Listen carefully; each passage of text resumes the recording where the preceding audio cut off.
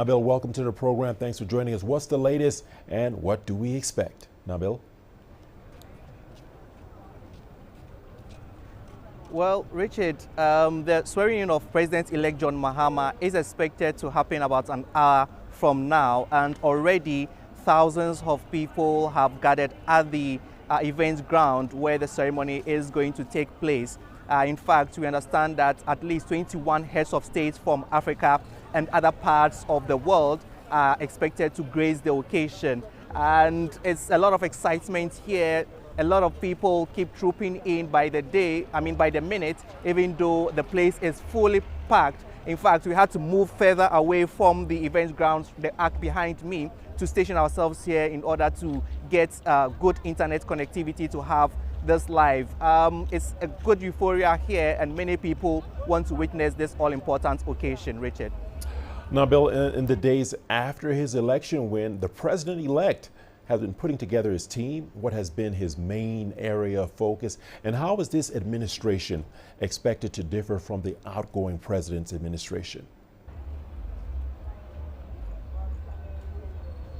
Well, Richard, the key focus for the president has to do with corruption, and in fact, he has set up an anti-corruption task force that is supposed to investigate the past administration and those who are suspected or alleged to have embezzled funds. He's also been making some appointments. He has appointed his chief of staff and also made some key appointments for his cabinet. Indeed, he has also he's also going to put main focus on one of the key campaign promises of ensuring a 24-hour economy in Ghana, and he has designated one of his key people to be in charge of that particular policy. And here is a report I filed looking at the expectations of John Mahama in his second term in office. We have all kinds of allergies. Ghana's president-elect John Mahama has his work cut out for him. He's taking over a nation reeling under a high debt distress and high unemployment rate. But he has already made bold promises to turn the economy around during the election campaign, which sought to convince Ghanaians to give him a second shot at the presidency. My government will prioritize and create decent, well-paying and sustainable jobs by fostering a conducive environment for entrepreneurship and innovation. The government and the private sector will not only tackle unemployment, but also inspire a generation of change makers and problem solvers. John Mahama served as Ghana's president between 2012 and 2017. He was voted out of office in 2016 after serving only one term. It was largely because his government was rocked with a series of corruption scandals. Now he's been given a second chance to redeem himself after he won the election in December.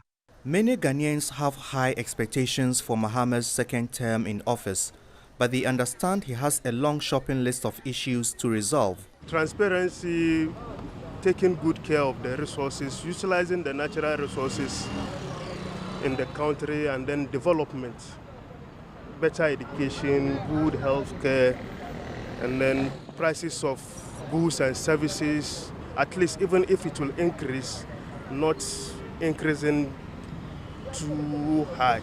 Ghana is currently under a $3 billion IMF bailout and is implementing stringent reforms to shore up revenue generation. Mahama has promised to scrap some of the most controversial taxes when he assumes office.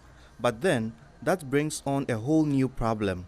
The challenge really for President Mahama and those coming in is how does he balance on one hand, some of the promised tax cuts that they say they want to do, like the e-levy, the COVID levy, and things like that, and at the same time stick to the the requirements of an IMF program that typically emphasizes boosting revenues. John Mahama says he will rein in spending in a number of ways, such as slimming down the civil service and reducing the number of ministers from 86 to 60. He has also promised to investigate alleged cases of corruption and mismanagement of state resources under the previous administration. Nabil Ahmed Rufai, CGTN, Accra, Ghana.